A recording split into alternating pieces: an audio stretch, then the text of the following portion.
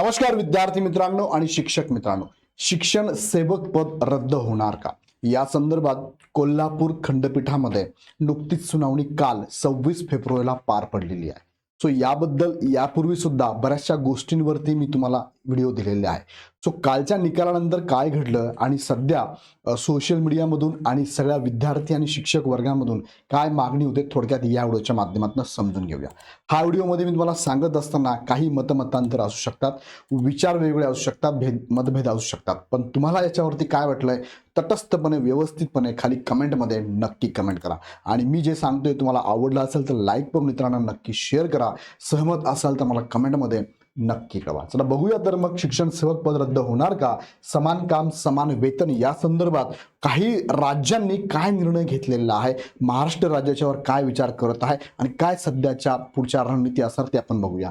शिक्षण सेवक पगार पूर्ण मिळणार का हे पण मी तुम्हाला थोडक्यात सांगतो.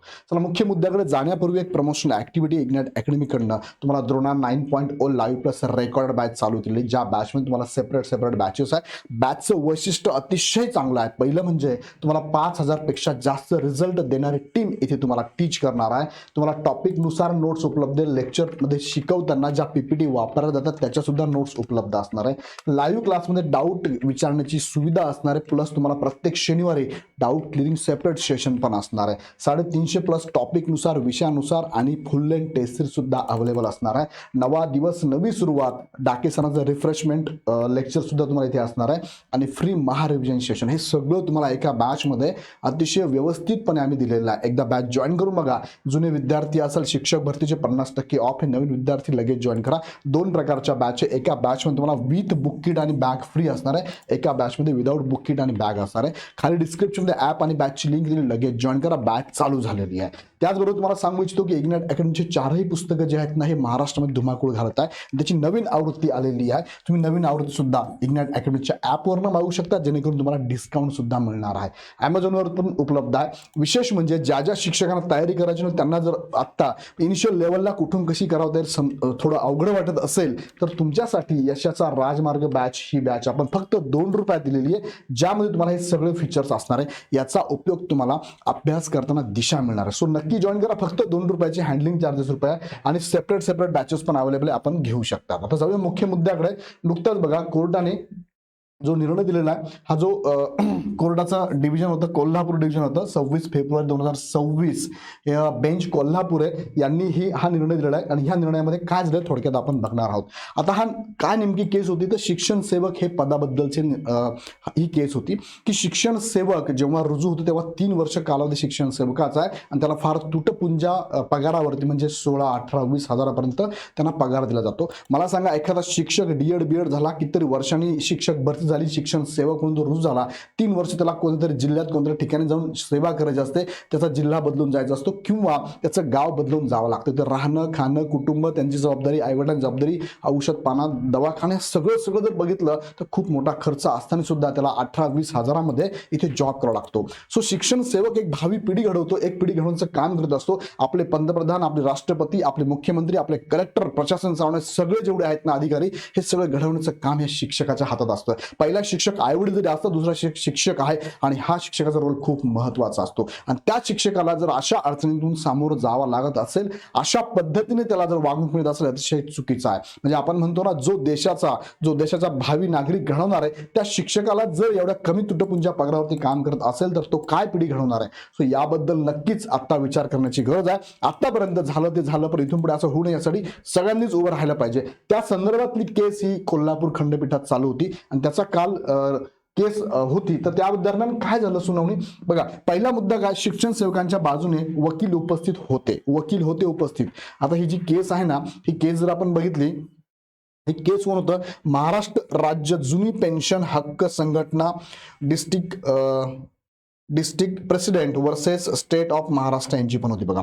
आता यामध्ये तुम्हाला बघायला मिळेल की यामध्ये सुनावणी दरम्यान शिक्षण सेवकांच्या बाजूने वकील उपस्थित होते, शासनाचे मुख्य वकील अनुपस्थित होते. आता शासनाच्या बाजूने मुख्य जे वकील होते तेच हजर नव्हते अशी माहिती मिळते आपल्याला. शासनाच्या इतर वकिलांकडे शिक्षण सेवक प्रकरणासंदर्भात आवश्यक माहिती अपुरी असल्यामुळे सविस्तर युक्तिवाद होऊ शकला नाही. आणि विशेष म्हणजे हा मुद्दा मी अधोरेखित करतो, स्टार करतो त्याला, ज्यावरती कोर्टाचं काय म्हणणं आहे, कोर्ट शिक्षण सेवक बाबत सकारात्मक असल्याचे दिसून आले आहे. म्हणजे हे जे घडतंय कोर्टाला पण समजतं हे चुकीचं घडतंय असं कोर्ट पण इथे निदर्शनास त्यांच्या बोलण्यात सकारात्मक बाजू आलेली आहे. आणि पुढील सुनावणी आता 12 मार्च 2026 ला होणार. जास्त लांब नाहीये, अगदी 2 आठवड्याच्या अंतरावरती 12 मार्चला ही सुनावणी आहे.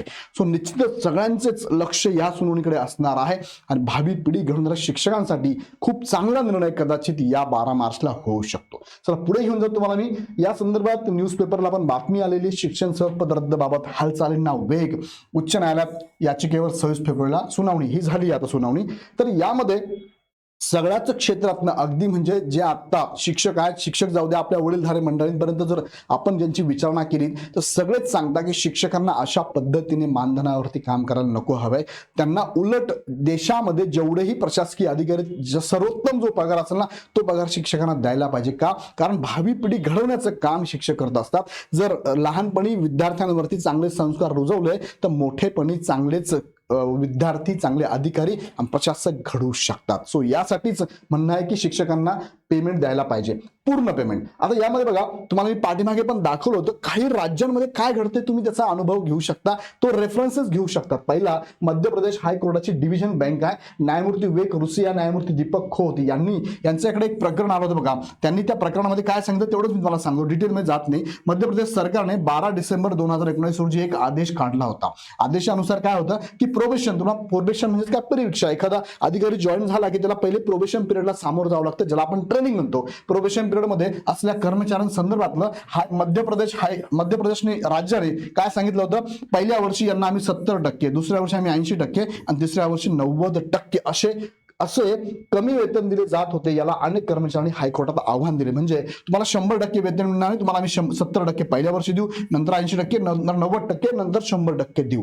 मग यावरती त्या कर्मचाऱ्यांनी हायकोर्टामध्ये केस टाकली आणि या केसचा निकाल काय म्हणतोय, निकाल लावताना कोर्ट म्हणतोय समान काम समान वेतन या संविधानिक तत्वावर शिक्कामोर्तब त्यांनी केलेला आहे आणि समान कामासाठी समान वेतन द्यायला पाहिजे हे त्यांनी इथे निर्देश दिलेले आहे.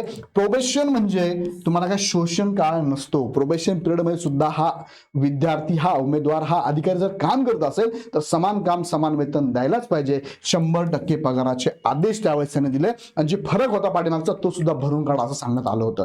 सो मला वाटतं या 12 मार्चला असंच काहीतरी निकाल लागायला पाहिजे की शिक्षण सेवकांचं पाठीमाग सुद्धा जे काय उर्वरित रक्कम असेल, फरक असेल तो सुद्धा देण्यात यावा. खूप चांगला मुद्दा. या केसच्या अगेन्स्ट ही केस रेफरन्स म्हणून वापरून सुद्धा इथे आपण म्हणू शकतो की नक्कीच हा फायदा शिक्षकांना व्हायला पाहिजे. महाराष्ट्रामध्ये शिक्षण सेवकाची केस चालू आहे बघा. समानता हे आर्टिकल जर आपण वापरलं, जर मध्य प्रदेशातील कर्मचाऱ्यांना पहिल्या दिवसापासून 100% वेतन मिळू शकते तर महाराष्ट्रातील शिक्षकांवर अन्याय का, हा युक्तिवाद न्यायालयात भक्कमपणे मांडता येईल आणि मांडला गेला. आता केस चालू आहे. कायदेशीर संदर्भ जर आपण बघितला तर कोल्हापूर खंडपीठातील सुनावणी दरम्यान आपले वकील या ऐतिहासिक निकालाचा संदर्भ देऊन हे सिद्ध करू शकतात की शिक्षण सेवक म्हणून दिले जाणारे तुटपुंजे मानधन हे असंविधानिक आहे आणि समान वेतन समान काम समान वेतन याला धरून नाहीये हे सुद्धा सिद्ध होऊ शकतं. आणि यावर सुद्धा तुम्हाला माहिती असेल आता मंत्री महोदय, शिक्षण विभाग आणि महाराष्ट्र राज्य सरकार यावरती विचार करत आहे, कारण यावरती सुप्रीम कोर्ट नक्कीच इथे शिक्कामोर्तब करू शकतं. समान वेतन समान काम. आणि महत्वाचे 3 प्रश्न तुमच्यासाठी, याचे उत्तर मी पण देतो, मला काय वाटतं तुम्ही पण सांगा. शिक्षण सेवक कालावधी कमी करावा का? बघा बऱ्याचशा सोशल मीडियामध्ये आता असं म्हटलं जातंय ऍटलीस्ट 3 वर्षावरनं 2 वर्ष आणावा, 1 वर्ष आणावा, 6 महिन्याला वगैरे वगैरे असं म्हटलं जातं. मी तर म्हणतो हा मुद्दा अतिशय गौण आहे. हा मुद्दा महत्वाचा हाच आहे की शिक्षण सेवक हे पद शिक्षण सेवक नसावंच. त्याला तुम्ही प्रोबेशन पिरियड देणार असाल तर 6 महिने, जसं तुम्ही इतर जसं की एमपीएससी मध्ये एखादा अधिकारी झाला की त्याला प्रोबेशन पिरियड आपण म्हणतो, जो की 6 महिने 1 वर्षापर्यंत असतो. ते प्रोबेशन पिरियड नाव द्या पण वेतन मात्र कंप्लीट द्या. भले तुम्ही 1 वर्ष द्या, काय द्यायचं ते द्या, पण तुम्ही त्याला वेतन कंप्लीट द्या, पूर्ण द्या. जर समान काम असेल तर समान वेतन मिळालंच पाहिजे. पहिला मुद्दा. दुसरा मुद्दा, तुम्ही असं करू शकता की ठीक आहे 1 वर्ष तुम्ही त्याला प्रोबेशन पिरियड दिला किंवा शिक्षण सेवक म्हणून ठेवलं, त्यानंतर त्याला तात्पुरती सेवा म्हणून त्यानंतर त्याला परमनंट केलं, पण 1 वर्षात त्याची सेवा जर चांगली वाटली तर परमनंट करा. जसं की लिखित आहे ते की 1 वर्षामध्ये आम्ही बघणार की याचं वागणं कसं, याचं इथे कसं आहे, तर ते बघून तुम्ही हवं तर 1 वर्षाने वाढून द्या. पण 1 वर्ष जे कमी वेळ करावा असं म्हणतात तो शिक्षण सेवकाचा कालावधी नकोच, प्रोबेशन पिरियड ठीक आहे 1 वर्ष ठेवा काही हरकत नाही, पण वेतन पूर्ण द्यावे, समान काम समान वेतन या अधिकाराखाली. आणि प्रोबेशन पिरियड असावा का, तर किती असावा या संदर्भात मतमतांतर आहे. मी तर म्हणेल प्रोबेशन पिरियडच ठेवा शिक्षण सेवकने 1 वर्षापर्यंत. ठीक आहे 1 वर्षात तो चांगला वाटला शिक्षक म्हणून तर मग त्याला कायमस्वरूपी तिथे रुजू करावा असं मला वाटतं. तुम्हाला काय वाटतं मला कमेंटमध्ये कळवा. मी तर म्हणेल आता राहिला फरक सुद्धा या शिक्षकांना देण्यात यावा.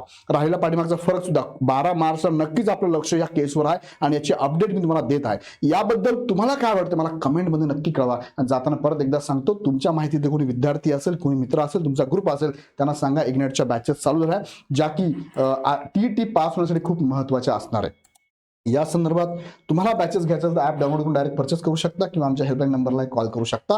आणि या व्हिडिओमध्ये सांगितलेले मुद्दे तुम्हाला पटताय का, सहमत आहात का, असाल तर कळवा, नसाल तर तुमचा विचार काय ते मला कमेंटमध्ये नक्की कळवा. आणि अशाच प्रकारच्या अपडेट घेण्यासाठी हा चॅनल सबस्क्राईब करा. पुन्हा व्हिडिओ नेक्स्ट व्हिडिओमध्ये.